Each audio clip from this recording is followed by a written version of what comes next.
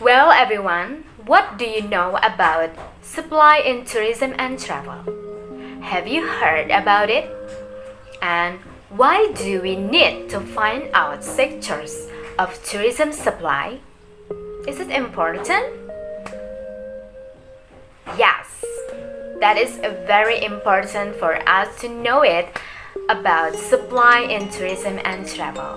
So, here we go on to tell you about the definition of tourism supply, and then about the supply in tourism and travel, and about the sectors of tourism supply. So, everyone, please stay tuned and please listen about our explanation. Tourism supply classification. According to Goldner and McLeod, tourism can be classified into four basic components: natural resource, environment, built environment, transportation, and hospitality and cultural resource. The basic elements of natural resource and environment include air and climate, landscape, terrain, flora and fauna, beach, natural beauty, and water supply. The built environment include both the basic infrastructure, water system, roads, communication network, and the superstructure, which include facility built specially for tourism such as airport, park, marinas, hotels and motels. Transportation include system as ship, airplane, bus, taxi, and hospitality and cultural resource include natural of the people and the culture of the area to make tourism successful. Hello everyone, my name is Firda. I want to tell you about supplies characteristics. The supplies of transportation is unique in several distinct ways. Built 2010. First, the transportation industry is capital-intensive industry. Terminal and equipment cost a great deal of money. The cost is also invisible. Airlines cannot put a half of a plane in the air if the plane is also half full. Because the industry is capital intensive and because much of capital is borrowed, most of the cost of running a transportation company are fixed. For example, in a debt must be paid in full regardless number the passengers. The of transportation supplies is that although demand is instantaneous, supply is not. There is a long time between planning for a piece of equipment and placing it into order, between placing the order and receiving it, and between placing it into service and scrapping it. Still, another characteristic of transportation supply is that it cannot be stored for future use. A grocery can sell a can of dog food today or tomorrow or next week. Every seat on a plane or train or bus must be sold only on that trip. The sale that is lost today is lost forever. That puts additional pressure on management to sell, and sell.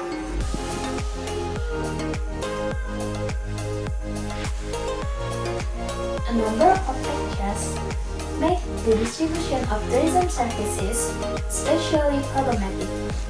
Vendor 2005 identified and described the main ones are listed below. First, intangible product. When a tourism product is purchased, the consumer does not receive a tangible product. Rather, it is a service that is offered for consumption. It is impossible to see, feel, or taste tourism products prior to their purchase. As a result, tourism markets are often portrayed as being challenged with selling dreams. Second, expensive and high-risk product. For many consumers, holidays represent a costly purchase with financial risk attached to their consumption. There is also inherent risk in purchasing a product that it is not possible to see in advance, let alone try out. This is clearly linked to the intangibility factor described above. Third, no stock holding or display by middlemen. Travel agents and another middleman do not purchase stock, and the information is provided at the point of purchase. The risk remains with the producer rather than the distributor. The tourism supply chain.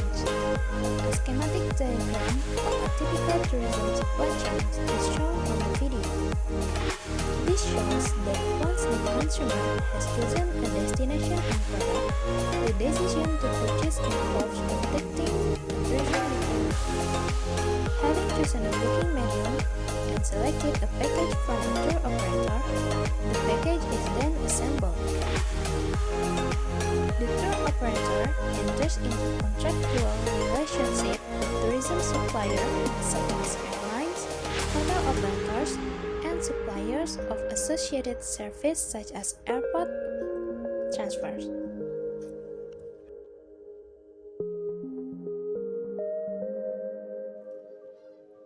The five main sectors of supply in travel and tourism taken from Middleton et al.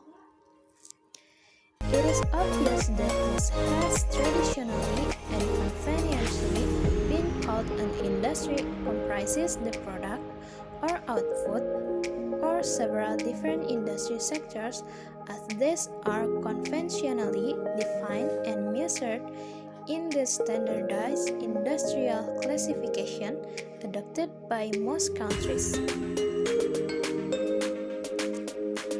Hospitality sector, attraction and event sectors, transport sectors, travel organizer and intermediary sectors, destination organization sectors. Hello everyone, my name is Ribka Nauli Sitorus. Well, tourism industry needs to be organized and managed in the destination so the visitor's experience is not adversely affected by the actions or events of service providers in that destination. For this reason, we now turn our attention to the principal elements of the tourism industry. Like the first is accommodation establishments, attractions, transportation, public and private sector organizations, and associated service. So, now I want to explain by the elements of the tourism industry. Alright, for the first element of the tourism industry is accommodation. Accommodation performs a vital role in many countries' tourism sector. In addition to providing the basic infrastructure to accommodate visitors as tourists and business travelers, it is focused for meetings, conference, and entertainment. For many resort areas, accommodation comprises the key element in attracting the visitor for a holiday for a week or longer. Accommodation is also the focal point of short break holidays and is often packaged as part of an experience of a place. Accommodations range in type from the upmarket, luxury 5-star establishment with hundreds of bed space that charge a premium price to their guests through to the small bed and breakfast operator who may have only 6 bed space and open solely during the tourist season. Alright, for the second element of the tourism industry is visitor attraction and activities. Maybe all of you is knowing about what is the attractions, what is the activities in the tourism. But attraction and activities are a fundamental element of any tourist itinerary, and in some cases the attraction, even or activity may be the reason the tree for the visit. Attractions have been divided into numerous categories or listings by tourism researchers to try to understand how they impact you on. interact with the safe tourist activities. The conventional ways in which attractions are viewed are in a term of: first, natural resources, resources that are naturally occurring and used by visitors as places to consume tourism, like beach environment, or as resources during a visit to a destination, like visit to a scenic area.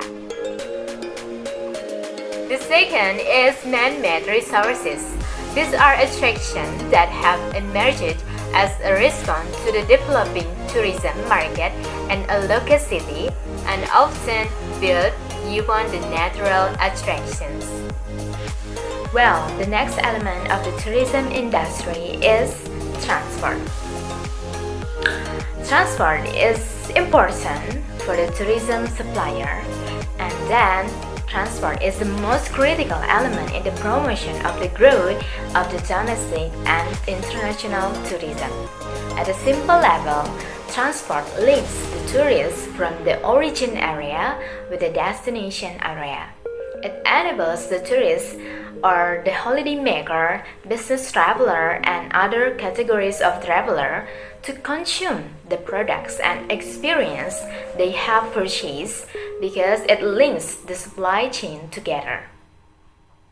Now I want to show you about the illustrates the all-embracing role of transport to facilitate the tourist trip to the destination and enable tourist travel within the destination.